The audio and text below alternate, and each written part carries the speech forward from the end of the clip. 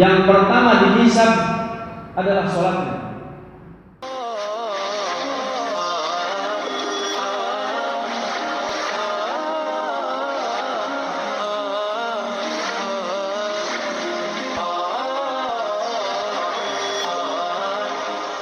Bismillahirrahmanirrahim. Kolbun TV.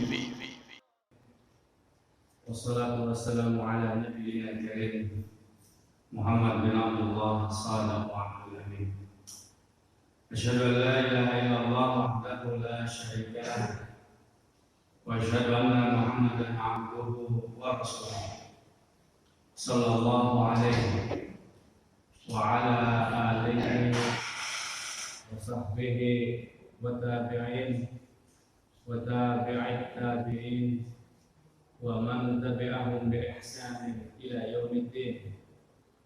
Ya ayyuhalladzina amanu taqullaha haqqa tuqatih wa la tamutunna illa wa antum muslimun. Ya ayyuhan nasu taqu rabbakum alladzi khalaqakum min nafsin wahidah wa khalaqa minha zawjaha wa batha minhuma rijalan katsiran wa nisaa'a wattaqullaha alladzi tasaaluna bihi wal arham innallaha kana 'alaikum raqiba. Ya ayyuhalladzina amanu taqullaha wa qulu qawlan sadida yuslih lakum a'malakum wa yaghfir lakum dhunubakum wa may yuti'illaha wa rasulahu faqad faza fawzan 'azima. Wa inna asdaqal hadithi kitabullah wa khairul hadyi Muhammad sallallahu alaihi wa ala alihi wasallam. Wa syarrul umuri muhdatsatuha wa inna kulla muhdatsatin bid'ah wa kulla bid'atin dhalalah wa kulla dhalalatin finnar. Ikhwan fid din wa akhwat fillah rahimakumullah. Sudah pernah kita bahas tentang pertemuan bulan yang lalu terkait bagaimana Nabi alaihi salatu wasallam menjalankan salatnya setiap waktunya, salat-salat maktubah. Allah Subhanahu wa taala mengingatkan, memberikan arahan dan petunjuknya kepada kita sekalian agar setiap seorang pribadi muslim hendaklah dia melakukan salat wajib 5 waktu dalam satu hari. Dari mulai salat subuh yang baru saja kita lakukan secara berjamaah, di mana beliau alaihi salatu wasalam kalau melakukan salat subuh, beliau sering membaca beberapa sunnah-sunnah yang beliau lakukan dan beliau pimpin ketika beliau alaihi salatu wasallam menjadi imam. Allah Subhanahu wa taala memfirmankan ayatnya kepada kita sekalian bahwasanya salat bagi seorang pribadi mukmin sudah ditentukan waktu-waktunya. Inna salata kanat 'alal mu'minina kitaban mawquta. Sungguhnya salat itu bagi seorang pribadi mukmin sudah ditetapkan setiap waktu-waktunya. Ketika datang fajar, maka pribadi muslim diperintahkan untuk baru bangun dari tidur malamnya untuk melakukan ibadah yang wajib salat subuh. Maka tidak mungkin salat subuh dilakukan pada waktu pukul 1 pagi. Akan tetapi salat subuh di negara kita di Indonesia datang pada waktu pukul 4. Maka di situ disyariatkan untuk melakukan ibadah salat subuh, salat maktubah yang pertama kali. Kemudian ketika datangnya waktu salat zuhur, maka pribadi mukmin diperintahkan untuk melakukan salat zuhur datangnya pada pukul 11 sekian atau pukul 12 kurang lebihnya. Maka disyariatkan untuk melakukan ibadah salat zuhur. Tidak mungkin seorang pribadi mukmin melakukan salat zuhur pada pukul 8 pagi karena belum datang waktunya. Apabila datang salat asar, maka pribadi mukmin diperintahkan untuk melakukan salat asar pada pukul 14 sekian atau pada pukul 15. Disitulah datangnya waktunya salat asar. Dan ketika datang ghurub, waktu tenggelamnya matahari, pribadi mukmin disyariatkan untuk melakukan ibadah sholat maghrib. Dan pada waktu isya pukul 19 atau pada pukul 18 sekian, maka pribadi seorang mukmin disyariatkan untuk melakukan sholat isya. Akan tetapi ikhwan fillah rahimakumullah, kita telah bahas pada pertemuan bulan yang lalu bahwa Nabi alaihi salatu wasalam menghidupkan sunnah untuk mengakhirkan sholat isya, di akhir-akhir waktu sholat isya. Dan beliau pun mengatakan bahwasanya kalau saja tidak memberatkan kepada umatku, niscaya akan aku perintahkan untuk melakukan sholat isya itu di akhir waktu. Sehingga para sahabat Nabi radhiyallahu anhum ajma'in, barakallahu fiikum, melakukan sholat isya, menunggu untuk dipimpin sholat isya berjamaah bersama Rasulullah, sambil terkantuk-kantuk untuk menunggu didatangkannya sholat berjamaah isya bersama Rasulullah alaihi salatu wassalam. Sampai ngantuk-ngantuk mereka untuk bisa berjamaah bersama Rasulullah alaihi salatu wassalam. Dilakukan pada waktu awal, di waktu sholat isya dibolehkan, dan disyariatkan sunnah untuk diakhirkan sholat isya itu pada pukul 22 sekian atau pada pukul 23 di akhir waktu sholat isya. Akhir waktu sholat isya bukan pada akhir malam, akan tetapi pada nisfu minal lail, pertengahan malam. Disitulah waktu akhir sholat isya, sebagaimana satu buah hadis yang disampaikan oleh Imam Al-Bukhari bahwasanya waktu sholat isya itu datang pada waktu nisfu minal lail, pertengahan waktu malam.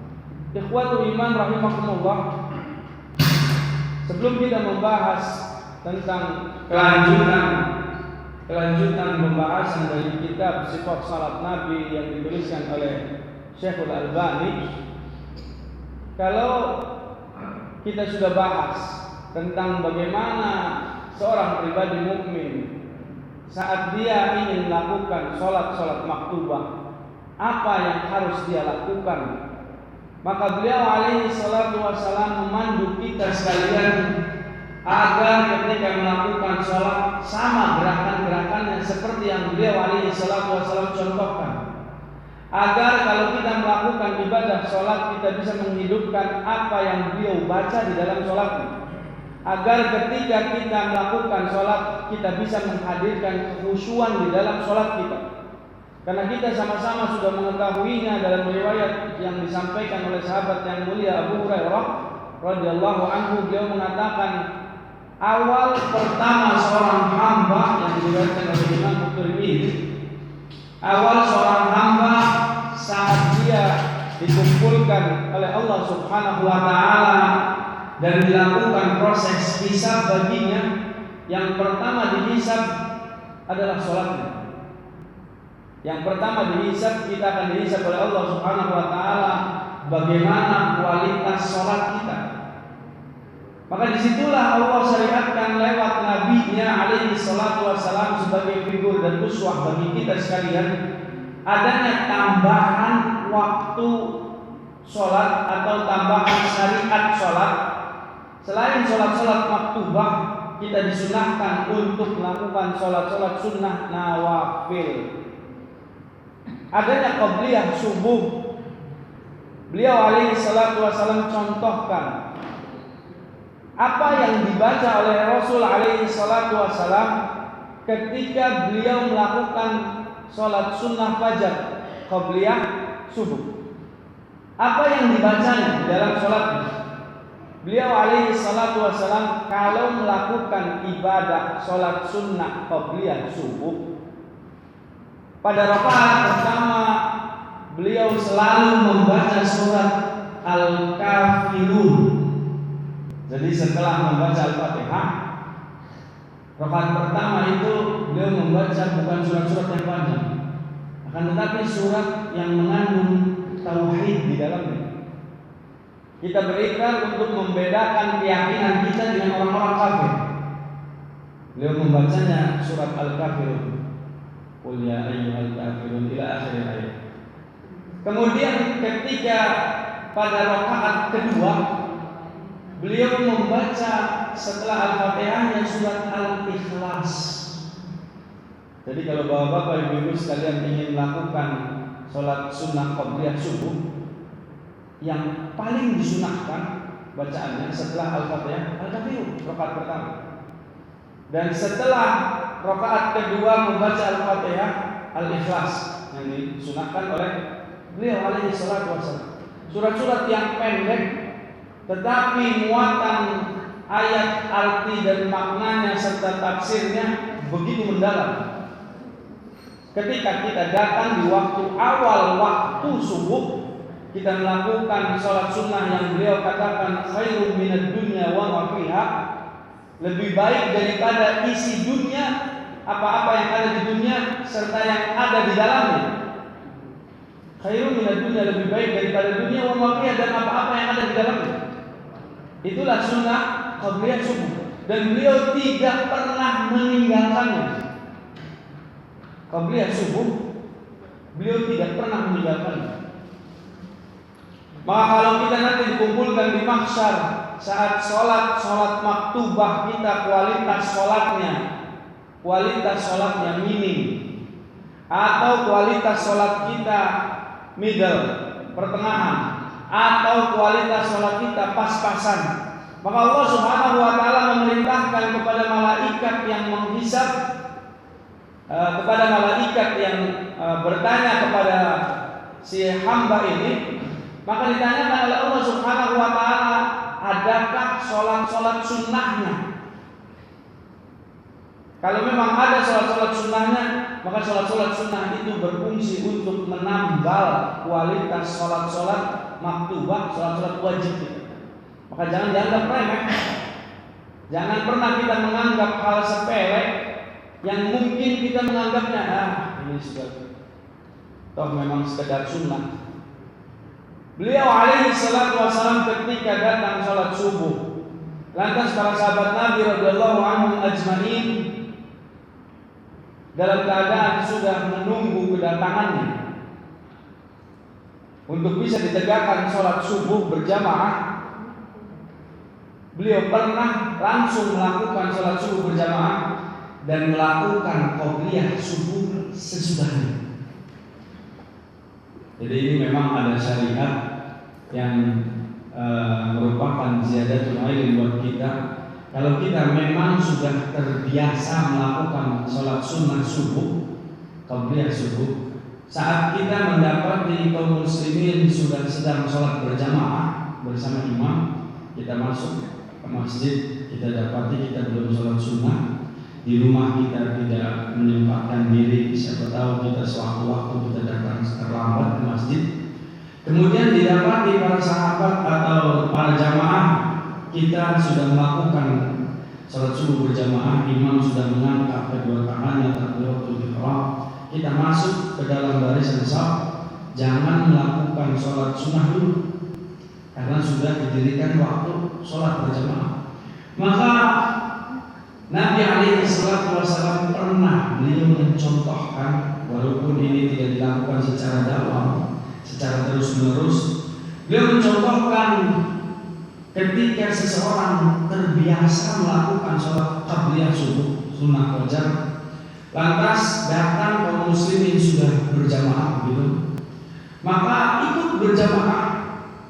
Rasul alaihi salatu wasallam langsung memimpin sholat berjamaahnya, menjadi imam. Setelah selesai berjamaah, beliau melakukan sunnah qabliyah subuh sesudah sholat subuh berjamaah.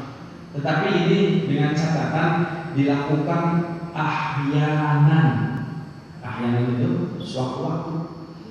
Dan kalau memang dalam keadaan kitanya terbiasa melakukan sholat qabliyah subuh.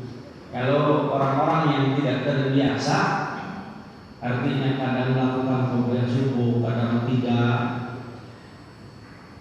Kalau merujuk kepada sisi pendalilannya, ya memang buat yang sudah terbiasa melakukan sholat qabliyah subuh. Beliau alaihi salatu wasallam tertinggal untuk melakukan qabliyah subuhnya, lantas mendatangi para sahabat Nabi radhiyallahu anhum ajmain. Beliau langsung memimpin menjadi imam. Setelah selesai beliau sholat setelah sholat subuh berjamaah qabliyah subuh. Walaupun kita menamakan dan para ulama fikih sepakat qabliyah itu dilakukan sebelumnya, tetapi pada kejadian-kejadian tertentu ada syariat yang beliau contohkan kepada kita sekalian, beliau melakukan sesudahnya karena terlambat datangnya untuk berjamaah. Dan itu dilakukan tidak setiap waktu, tetapi hanya pada momen-momen tertentu saja. Dikatakan barakallahu fikum, kita ingin melakukan sholat apa yang beliau lakukan. Kita ingin menghadirkan kekhusyuan semaksimal mungkin seperti yang beliau bisa menghadirkan di dalam sholatnya, kekhusyuan. Kita ingin menyamakan apa yang beliau lakukan, gerakan-gerakannya sama seperti yang kita lakukan gerakan kita di dalam sholat kita. Maka beliau pun mengatakan dalam satu hadis yang cukup mutawatir di kalangan kita, beliau katakan shollu kama ra'aitumuni usolli. Salatlah kalian sebagaimana kalian mendapati aku salat. Kita tahu bahwasanya Rasul alaihi salatu wasallam ketika ingin melakukan salat, beliau tentukan terlebih dahulu kemana arah kiblatnya. Kalau sudah disepakati arah kiblatnya, akurasinya sudah sangat presisi untuk melakukan salat, maka beliau fakabbir, mengangkat kedua tangannya. Dan beliau tidak membuka yufarriju usba'aihi, tidak membuka jari jemarinya, akan tetapi ketika mengangkat kedua tangannya beliau merapatkan semua jari jemarinya. Anda ingin mengulang kembali mereview ingatan-ingatan kita supaya kita nanti bisa menyikapi secara bijaksana apa yang sudah dicontohkan oleh beliau alaihi salatu wasallam. Itu yang menjadi panduan kita. Kita tidak melihat contoh sholat si fulan, kita tidak melihat contoh si sholatnya si alan, akan tetapi kita ingin melihat bagaimana contoh yang beliau ajarkan kepada kita sekalian alaihi salatu wassalam. Beliau merapatkan semua jari jemarinya, kemudian beliau mengarahkan kepalanya ke tempat sujudnya, seraya dikatakan to'awak sahu. Beliau menundukkan kepalanya ke tempat sujudnya dan tidak mengarahkan matanya ke kanan dan ke kiri. Sebagaimana kita sering dapati dari kalangan ikhwan kita, masih banyaknya orang-orang dari kalangan sahabat kita, dari ikhwan kita, dari teman kita, dari kalangan kaum muslimin, ketika sholat pandangan matanya tidak mengarahkan ke tempat sujud, akan tetapi masih terganggu dengan orang-orang yang lalu lalang di depannya. Kalau sholat di masjid raya, di masjid yang besar, maka dia tidak bisa menghadirkan kekhusyuan ketika sholat. Entah itu sholat yang wajib ataupun dia sholat yang sunnah, dia mengarahkan pandangannya ke kanan dan ke kirinya. Dia bingung dengan orang-orang yang memperhatikan dirinya, padahal kita dalam keadaan melihat dirinya. Maka demi Allah, ikhwan, ketika kita ingin melakukan sholat, saat kita ingin menghadirkan kekhusyuan kita ingin bahwa sholat kita seperti yang beliau lakukan dalam sholatnya, arahkan pandangan kita ke tempat sujud kita, agar bisa mendukung, agar bisa menunjang apa yang bisa kita hadirkan kekhusyuan di dalam sholat kita. Maka beliau pun mengatakan, janganlah kalian ketika sholat di dalam sholat kalian seperti seekor ayam yang mematuk makanannya. Janganlah kalian sholat seperti seekor musang yang mencuri pandangannya. Janganlah kalian sholat seperti seekor anjing yang sedang duduk. 3 binatang yang disebutkan oleh Nabi alaihi salatu wasallam digambarkan dengan satu amsal, gambaran-gambaran yang cukup buruk. Kalau orang yang sholatnya dalam keadaan dia terburu-buru gerakannya, beliau asumsikan seperti seekor ayam yang sedang mematuk makanan dari tanah. Ayam ketika mematuk makanannya cepat sekali. Maka jangan salah seorang di antara kita kalau sedang sholat, saat dia sujud, di dalam sujudnya baru saja keningnya ditempelkan di tempat sujudnya, lantas segera buru-buru diangkat. Kata Nabi, seperti seekor ayam yang sedang mematuk makanannya di tanah. Dan janganlah di antara kalian seperti seekor musang. Musang itu kalau ada yang melintas selalu kepalanya menoleh ke kanan dan ke kiri. Nah ini kalau orang yang selalu tengok-tengok di dalam sholatnya, laksana seekor musang kata Nabi. Perumpamaannya cukup buruk. Dan janganlah kalian ketika sholat seperti seekor anjing. Seperti seekor anjing yang sedang duduk. Barakallahu fikum. Tahukah antum bagaimana seekor anjing duduknya? Sampai digambarkan oleh Rasul ada orang yang sholat seperti seekor anjing ketika sholatnya. Dilarangnya seseorang melakukan duduk iqra di dalam sholatnya. Duduk iqra ini ana testimonikan ke antum seperti ini kurang lebihnya. Afwan ana ralat ucapan ana tidak kurang lebih ini memang yang dilarang oleh Nabi alaihi salatu wasallam. Duduk iqra itu yang meletakkan bokong di tempat berdirinya begini. Nah, ini namanya duduk iqra. Kalau ini terhalang yang sebelah sana jamaah anak mundur sedikit. Nah, kita dilarang untuk melakukan duduk yang seperti ini. Ini namanya duduk iqra. Begini duduk iqra. Ini dilarang oleh Nabi, bahkan beliau mencontohkan dan menggambarkan salahnya seseorang yang sholat ketika melakukan duduk iqra di dalam sholatnya. Laksana seekor anjing. Jadi jangan kita melakukan sholat duduknya seperti ini, meletakkan bokong di tempat berdirinya kita.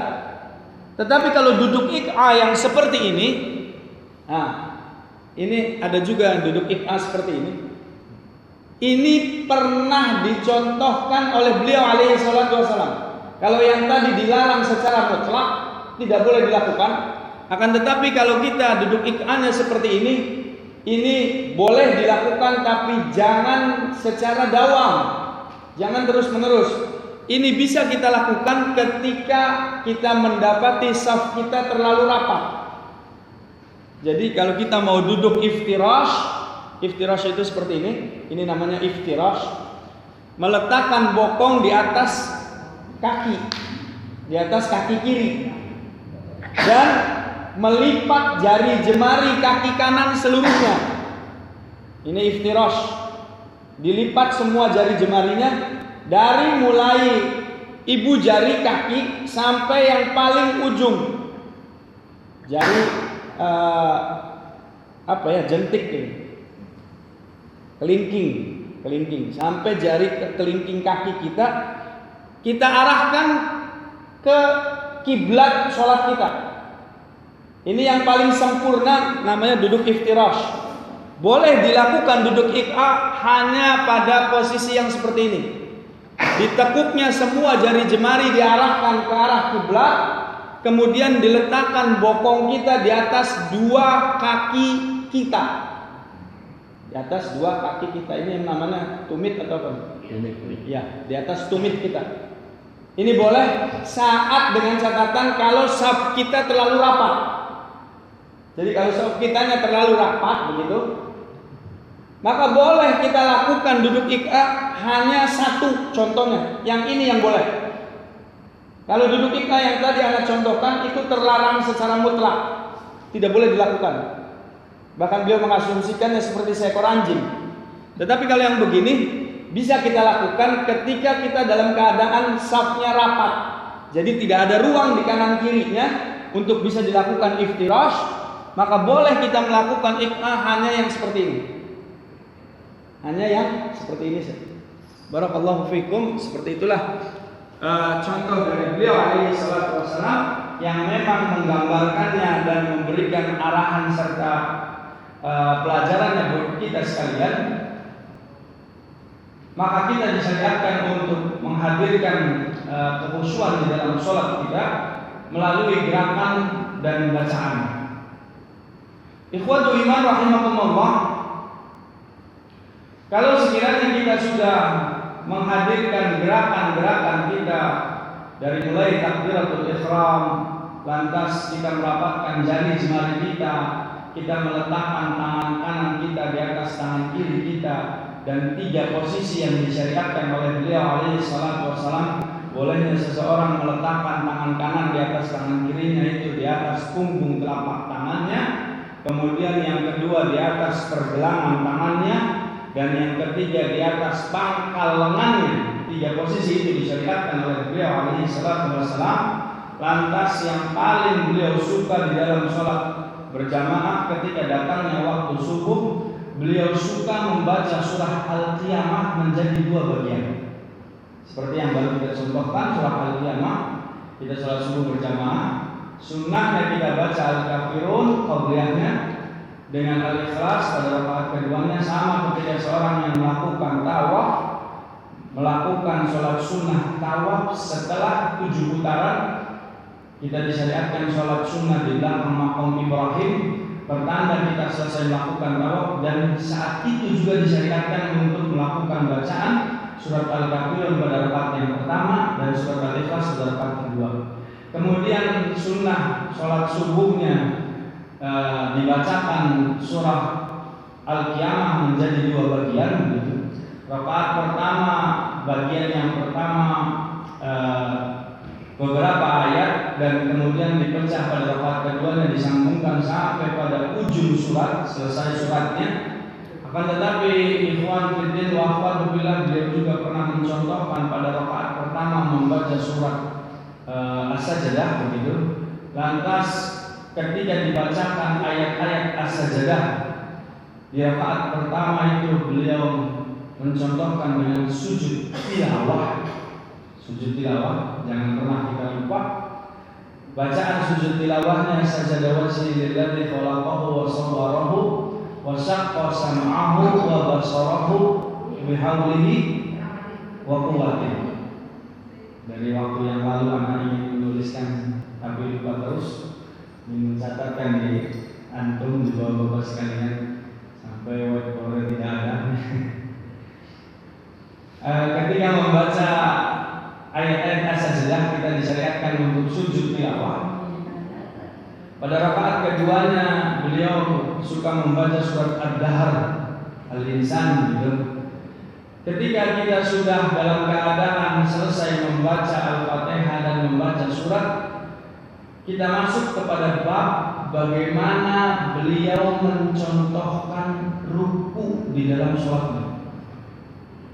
Seperti apa sih ruku yang kita lakukan kalau kita dalam keadaan qiyam, dalam keadaan berdiri itu kita disyariatkan untuk menghadapkan semua tubuh kita di bagian depan tubuh kita, dari mulai ujung ubun-ubun sampai ujung mata kaki menghadapkan ke arah kiblat, dan bolehnya kita melakukan bacaan di dalam sholat itu sebelum melakukan gerakan gitu. Artinya kalau kita mau membaca takbiratul ihram, kita melafalkan dulu bacaannya, Allahu Akbar, baru kita melakukan gerakan. Boleh kita melakukan bacaan dan gerakan bersamaan, Allahu Akbar. Dan boleh juga kita melakukan gerakan dulu baru bacaan. Kita gerak dulu, lantas kita mengatakan Allahu Akbar, begitu. Ini ketiga-tiganya syariat dan ketiga-tiganya sunnah dari beliau. Dan ketiga-tiganya layak untuk bisa kita dawamkan. Kita hidupkan sunnah yang ini, kita hidupkan sunnah yang ini, kita hidupkan sunnah yang. Jadi jangan hanya satu posisi sunnah yang kita bisa hidupkan. Kenapa kalau tiga-tiga sunnahnya itu bisa kita dawamkan, bisa kita lakukan, kemudian tidak kita lakukan? Sunnah yang mudah untuk kita hidupkan selayaknya bisa untuk kita lakukan. Kalau memang sunnah dari beliau alaihi salatu wassalam bolehnya melakukan gerakan dulu baru pelafalan, kita lakukan. Kemudian sunnahnya bersamaan gerakan dengan pelafalan bacaan, kita lakukan. Allahu Akbar bersamaan. Bolehnya kita melakukan bacaan dulu baru gerakan, Allahu Akbar, baru kita lakukan gerakan. Ketiga-tiganya dicontohkan oleh beliau alaihi salatu wassalam. Kita masuk kepada bab yang baru. Kalau ketika mengangkat tangan kita saat takbiratul ihram, kita disyariatkan untuk merapatkan jari jemari kita, dan meletakkan kedua telapak tangan kita itu pada posisi sejajar dengan dua daun telinga atau sejajar dengan bahu. Di situ saja dua penempatan yang disyariatkan. Jadi tidak pernah beliau contohkan adanya mengangkat kedua tangan di atas dadanya, di depan dadanya. Allahu Akbar, tidak ada contoh sama sekali. Tidak pernah kita dapati beliau mencontohkan adanya saat mengangkat takbiratul ihram tangannya di depan dadanya, tidak. Tetapi di antara daun telinga dan sejajar dengan bahu. Angkat kedua tangan antum, jangan merasa berat ketika sholat. Apa yang menjadi kesusahannya? Tidak jarang kita dapati ada ikhwan kita yang sholat mengangkat kedua tangannya di depan dada saja. Allah Akbar. Demi Allah, itu tidak pernah disyariatkan. Itu tidak pernah dicontohkan. Yang hanya dua posisi saja dicontohkan, sejajar dengan daun telinga atau sejajar dengan dua bahu kita. Kemudian kita masuk kepada bab yang baru. Bagaimana beliau mencontohkan rukuknya. Kalau pada takbiratul ihram la yufarrij, tidak membuka jari jemarinya, la yufarrij usba'ihi. Kalau pada rukuk beliau yufarrij. Kalau pada takbiratul ihram beliau tidak membuka jari jemarinya, merapatkannya dan mengangkat, menghadapkan ke arah langit jarinya. Tetapi ketika rukuk beliau yufarrij, membuka jari jemarinya. Jadi kalau anak testimonikan kembali kan itu ruku yang pernah kita lakukan. Biasanya di antara kita masih banyak yang saat mau ruku itu rata-rata karena mungkin bersemangatnya kita ingin sholat, tetapi akhirnya menjadi sebuah kesalahan di dalam gerakan sholat kita. Ada orang yang mau sholat itu saat merukuknya merasa semangat dan merasa usianya barangkali masih cukup muda, sehingga rukuknya itu melebihi apa yang dicontohkan oleh beliau alaihi salatu wassalam. Beliau saat rukuk membuka jari jemarinya dan meletakkan kedua tangannya, permukaan tangannya itu di atas dua lututnya. Jadi bukan di bawah lutut. Masih banyak kita dapati orang-orang yang sholat, ketika sholat saat ruku meletakkan jari jemarinya walaupun posisinya sudah betul membuka jari jemari, tetapi di bawah lututnya begini, merasa masih kuat menundukkan punggungnya. Jadi rukuknya Allah Akbar. Diletakkannya jari jemarinya di bawah lutut. Ini tidak pernah dicontohkan. Yang dicontohkan oleh beliau alaihi salatu wasallam di atas dua lututnya, ala rukbatayhi. Nah begini. Kemudian beliau tetap mengarahkan pandangannya ke tempat sujudnya. Jadi kalau ruku itu tidak begini, tetapi diangkat sedikit kepalanya, tetap diarahkan pandangan matanya ke tempat sujudnya. Bukan melihat jari jemari kaki kita, tidak. Di antara kita masih banyak yang ruku, ininya salah diletakkan, pandangan matanya salah diarahkan. Ruku itu ini di lutut dan dibuka semua jari jemarinya. Yufarriju usbu'aihi, begini. Lantas mengarahkan pandangan matanya tetap ke arah tempat sujudnya. Nah begitu.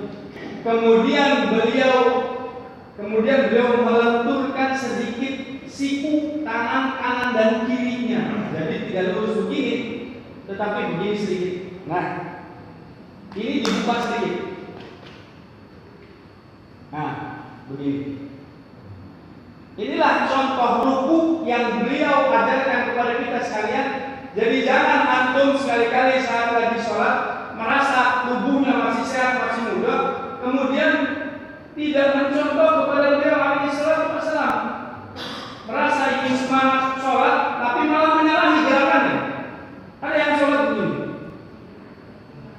Allahu Akbar. Semangatnya terlalu semangat, akhirnya meletakkan jari jemarinya di bawah lutut. Itu kesalahan pertama. Kemudian kesalahan keduanya, dia suka menggerakkan tubuhnya saat rukuk. Jadi begini, Allahu Akbar. Pernah kita dapati seperti itu? Terlalu bersemangat, gerakan-gerakannya malah salah semua. Dua-duanya dicontohkan kepada kita gerakan yang salah. Jadi kita saat sholat rukuk, padahal dia alaihi salatu wasallam ketika sholat membuka jari jemarinya, meletakkan di atas kedua lututnya dan menenangkan punggungnya. Jadi punggungnya itu tidak gerak-gerak. Kalau ikhwan kita ada yang rukunya begini semangat, Allah ngerasa mampu barangkali, dia masih muda, tapi malah salah gerakannya. Lantas pandangan matanya salah juga menggerak-gerakan punggungnya. 3 kesalahan yang bertumpuk pada satu gerakan, dan itu merupakan gerakan yang tidak pernah dicontohkan dan kesalahannya cukup fatal. Harusnya kita lakukan sesuai dengan yang beliau testimonikan kepada kita sekalian, membuka jari jemarinya, menekuk sedikit kedua marofetnya, kedua sikunya, begitu. Lantas tetap mengarahkan pandangannya ke tempat sujudnya dan menenangkan tulang-tulang yang ada di punggungnya sampai pada posisi tempat itu. Nah, ini begini sempurna. Sehingga ketika dikatakan oleh para sahabat Nabi radhiyallahu anhum ajmain, kalau beliau ruku itu saking sempurnanya gerakannya karena tenangnya tulang-tulang punggungnya, kalau diletakkan minuman di atas punggungnya, maka airnya tidak akan goyang dan tidak akan tumpah. Itu catatan buat kita. Barometernya, kalau kita sudah benar ruku kita tekuk sedikit siku kita buka semua jari jemari kita arahkan pandangan mata kita ke tempat sujud kita, kemudian kita tenangkan punggung kita, sehingga kalau ada orang yang meletakkan air atau teko begitu di atas punggung kita, atau gelas yang berisi air itu lantas diletakkan di atas punggung kita, maka airnya saja tenang. Airnya tenang, tidak akan goyang, apalagi tumpah. Itulah contoh yang beliau ajarkan kepada kita sekalian untuk bisa kita laksanakan sebagai gerakan di dalam sholat kita, agar sholat kita itu selain bacaannya bisa kita baca secara sempurna, kemudian kita bisa menghadirkan hati kita saat dalam sholat kita tahu makna apa yang kita baca, kemudian kita sempurnakan gerakan-gerakan kita, lantas kita perbaiki gerakan-gerakan sholat kita yang selama ini masih salah, tidak merujuk kepada sisi pendalilan yang wajib dari beliau alaihi salatu wassalam, sehingga kita bisa mengupayakan agar di dalam sholat kita itu kita bisa mendapatkan khusyuan, dan kita berharap selayaknya sebagaimana setiap pribadi muslim, sholat kita itu bisa diterima oleh Allah Subhanahu wa taala sebagai sholat yang benar-benar sempurna di mata Allah Subhanahu wa taala, dan pemberat amal kita saat kita ditimbang di hadapan Allah, di pengadilan kita dan di penimbangan mizan kita, sehingga kita bisa digolongkan kepada hamba-hamba Allah yang soleh, dikumpulkan di dalam barisan Nabi kita alaihi salatu wassalam bersama para sahabat beliau radhiyallahu anhum ajmain, dan kita berharap bisa dikumpulkan, diberikan rahmat dan dimasukkan ke dalam surga-Nya. Barangkali itu yang bisa disampaikan pada pertemuan kali ini, satu sesi yang bermanfaat, bagaimana kita melakukan ibadah sholat kita mencontoh apa yang beliau lakukan di dalam rukuknya, agar rukuk kita itu sempurna, meletakkan tangan kita di atas lutut kita, tetap mengarahkan pandangan mata kita ke tempat sujud kita, dan senantiasa tenang di dalam sholat, di dalam rukuk kita saat kita melakukan sholat, dan pada posisi tulang punggung dalam keadaan lalu diletakkan di atas punggung kita minuman atau bejana sehingga bejana itu tidak tumpah, disitulah barometer bagaimana kita melakukan rukuk seperti rukuknya Rasulullah SAW, dan kita berharap bahwasanya ibadah sholat kita merupakan ibadah sholat yang timbangan amalnya cukup berat, amalan baiknya di sisi Allah Subhanahu wa Ta'ala, dan kita bisa diberikan nikmat untuk bisa melihat wajahnya. Itu saja yang bisa Anda sampaikan pada pertemuan kali ini, dan kita nanti akan membahas pada pertemuan yang akan datang untuk bagaimana melakukan gerakan turun untuk sujud, sehingga kita tahu apa sih yang harus didahulukan. Apakah yang harus kita dahulukan itu meletakkan kedua tangan ke tempat sujud kita terlebih dahulu, yadaihi qabla rukbatayhi, ataukah kita meletakkan kedua lutut kita sebelum kedua tangan kita, rukbatayhi qabla yadaihi.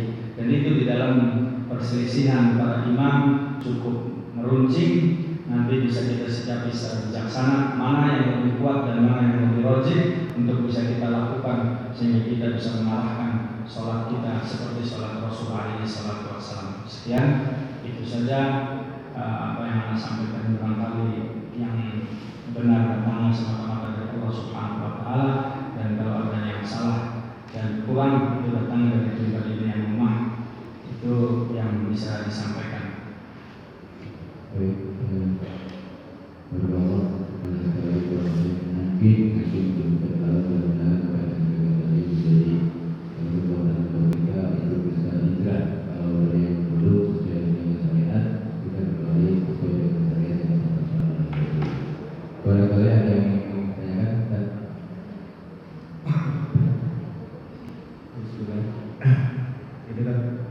Suatu waktu kita mendapati sholat subuh ya. Karena kebiasaannya ada sholat yang subuh, tetapi pada saat tertentu kita waktunya mepet. Jadi apakah yang harus kita lakukan qobliyah dulu atau tahiyat dulu yang kita dulukan? Karena waktu kita sudah mau keluar. Yang kedua, mengenai duduk yang seperti dengan Andri, apakah itu dilarang ketika kita setelah selesai sholat? Karena memang saya akui saya suka melakukan seperti itu karena alasan kesehatan. Karena menurut ahli kesehatan katanya duduk seperti itu akan mengurangi penyakit asam urat dan lain sebagainya. Terima kasih. Ya. Barakallahu fikum. Memang pertanyaannya insya Allah sangat bermanfaat buat kita sekalian sebagai ziyadah ilmu, tambahan ilmu.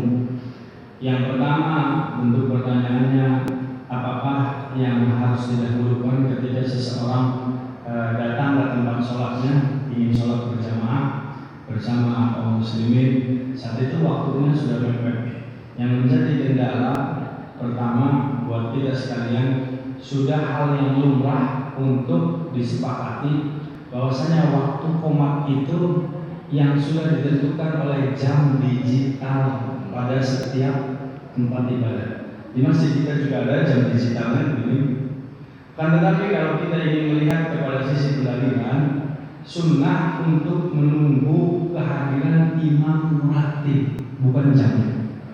Makanya kalau memang disepakati hampir di semua masjid sekarang, memang seperti itu adanya, sebaiknya dikondisikan imam ratib itu yang memimpin sholat berjamaah untuk bisa diajak dialog bahwasanya waktu sholat itu qomatnya subuh ada jeda sekian menit, duhur ada jeda sekian menit, sehingga imam datang itu tidak terlalu lama. Imam ratib.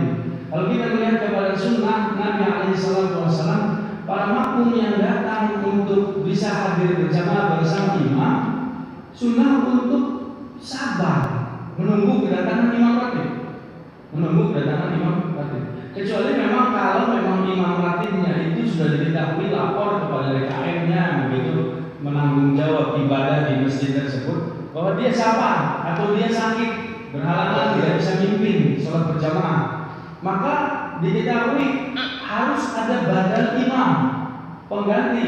Imam ratib kedua di masjid tersebut siapa? Kalau tidak ada sipulan, kalau tidak ada sipulan tidak bisa hadir, sipulan yang bisa mimpin. Tentukan siapa pemimpin sholat kita.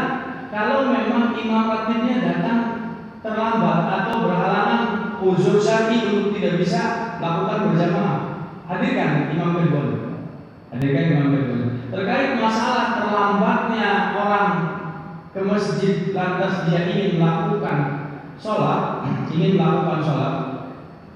Ibnu Umar, anaknya Umar bin Khattab, sangat marah sekali kalau ada orang yang sholat masuk ke masjid, terutama subuh, dilakukan 2 kali. Ini memang Anda juga lagi masih mendalaminya seperti apa harus menyikapinya begitu. Tetapi memang keterangannya sangat cukup jelas. Kalau orang itu datang ke satu tempat ibadah, maka beliau alaihi salatu wasallam fala yajlisu hatta yusalli rakaatain. Janganlah kalian sholat sampai kalian melakukan sholat sunnah tahiyatul masjid, begitu maksudnya. Istilah penamaan tahiyatul masjid itu ulama-ulama fikih mutakhirin saja. Beliau alaihi salatu wasallam tidak mengatakan shollu tahiyatul masjid, tetapi hanya mengatakan la yajlisu hatta yusalli rakaatain. Janganlah kalian duduk sampai kalian sholat 2 rakaat. Sholat 2 rakaat itu kalau dia belum melakukan sholat qobliyah subuh di rumahnya, maka disyariatkan di masjid. Datang qobliyah dulu. Ketika dia sudah terlambat, dia bisa mengambil opsi yang pernah alaihi salatu wasallam contohkan, sholat subuhnya, qobliyah subuhnya setelah sholat subuh berjamaah. Jadi jangan kita tegur, ini sholat subuh sesudah sholat subuh berjamaah, sholat apa? Padahal kitanya yang belum sampai ilmunya ke situ. Beliau pernah mencontohkan, walaupun ahyanan ini sebagai syariat buat kita, suatu-waktu, dan itu juga dilakukan bagi yang memang terbiasa melakukan qobliyah subuh. Setiap harinya udah dakwah melakukan qobliyah subuh. Sekali tidak melakukan qobliyah subuh, gak enak banget rasanya. Bapak juga mungkin sering merasakan seperti itu. Tidak qobliyah subuh, ya kok kayak ada hilang di hati. Merasa eman-eman. Sayang banget tidak qobliyah subuh. Maka barakallahu fikum, kalau ada orang yang datang ke masjid kemudian dia belum qobliyah subuh dan belum tahiyatul masjid, ya ikhwan, yang disyariatkan ketika kita ingin melakukan sholat sunnah qobliyah subuh dalam satu masjid, qobliyah subuh saja. Jadi tahiyatul masjidnya hilang. Cukup terwakili dengan qobliyah subuh itu sebagai pelengkap semua dari sunnah-sunnah yang lain. Sudah qobliyah subuh selesai. Bahkan Ibnu Umar marah besar kepada orang-orang yang melakukan sholatnya 2 kali. Masuk masjid, tahiyatul masjid dia, qobliyah subuh dia. Satu saja disyariatkan. Kalau kita sudah qobliyah subuh di rumah, masuk masjid, mau tahiyatul masjid, ya boleh, silakan. Tetapi ketika kita belum qobliyah subuh di rumah, qobliyah subuh di masjid. Dan bagi para muadzin begitu, hendaklah bersikap bijak seperti yang tadi. Juga anak terlambat, datang sudah tersisa tinggal 1 menit saja. Anak belum qobliyah subuh di rumah, anak lakukan di masjid. Adanya sikap yang bijak dari para muadzin untuk menunggu sebentar bagi orang-orang yang datang terlambat ingin melakukan sunnah. Kasih kesempatan. Apalagi sudah 1 rakaat gitu. Sudah 1 rakaat ini udah bunyi, yang melihat jamnya orang itu datang, ini harus dikomunikasikan gitu. Bagi para muadzin hendaklah memiliki sikap bijak, beri kesempatan bagi orang terlambat. Kasihan, mereka ingin sunnah, kasih kesempatan ke mereka. Toh paling bergeser cuma 1 menitan, 1-2 menit. Bil afiyah paling lama 2 menit, paling lama-lamanya 2 menit. Maafin muskilah, tidak menjadi masalah. Tunggu 2 menit, kemudian orang itu bisa sholat berjamaah kepada kita.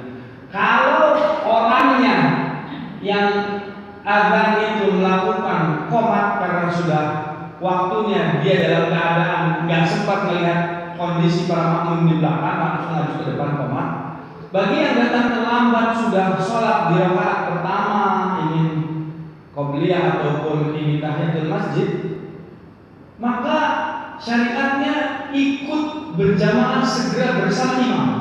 Batalkan sholatnya. Sholat yang boleh dibatalkan itu sholat sunnah. Kalau sholat wajib jangan dibatalkan. Ya kecuali memang kitanya batal gitu, buang angin, nggak tahan dari kamar mandi. Tetapi kalau kita dalam keadaan normal, kita dilarang untuk membatalkan sholat wajib. Dilarang untuk membatalkan sholat wajib. Bahkan beliau alaihi salatu wassalam saat mendapati adanya tamu yang mengetuk rumahnya, mengetuk pintu rumahnya, beliau sholat sunnah di dalam rumahnya, beliau tidak membatalkan sholatnya. Dibukanya pintu rumahnya karena akrab telinganya mengenal suara si fulan yang datang itu dari kalangan istrinya. Dibuka pintu rumahnya, dipersilakan untuk bisa masuk orang yang datangnya. Lantas beliau tetap melanjutkan sholatnya. Jadi sunnah juga tidak dibatalkan. Kalau kita mau berjamaah, ya tidak menjadi masalah. Datang di masjid, baru satu rakaat, muadzinnya langsung Allahu Akbar, batal itu. Dahulukan untuk bisa sholat berjamaah bersama imam. Jangan sampai tertinggal. Jangan sampai harusnya sempurna dari mulai imam takbiratul ihram, tapi malah milih masbuk. Gak apa-apa lah, kurang satu nanti, anak kurang satu. Biarin aja dia mereka jamaah sholat, saya juga lagi sholat kok, sunnah. Jangan batalkan sholat sunnah kita, dahulukan ikut berjamaah bersama kaum muslimin, bersama imam. Kemudian pertanyaan yang kedua tadi, oh iya, duduk ik'a di luar sholat yang beliau larang, anak yakin apa-apa yang beliau perintahkan ada manfaatnya buat kita sekalian. Artinya keutamaan-keutamaan menjalankan syariat secara sempurna dan pasti ada manfaatnya buat kita, tidak mungkin kosong yang beliau sampaikan itu. Wa ma atakumur rasul fakhuduhu, apa yang Rasul alaihi salatu wassalam itu berikan kepada kalian maka ambil. Wa ma nahakum anhu fantahu, dan apa-apa yang beliau larang maka alaihi salatu wassalam. Sekian, itu saja apa yang saya sampaikan barangkali yang benar datang semata-mata dari Allah Subhanahu wa taala, dan kalau ada yang salah dan kurang itu datang dari pribadi yang lemah, itu yang bisa disampaikan.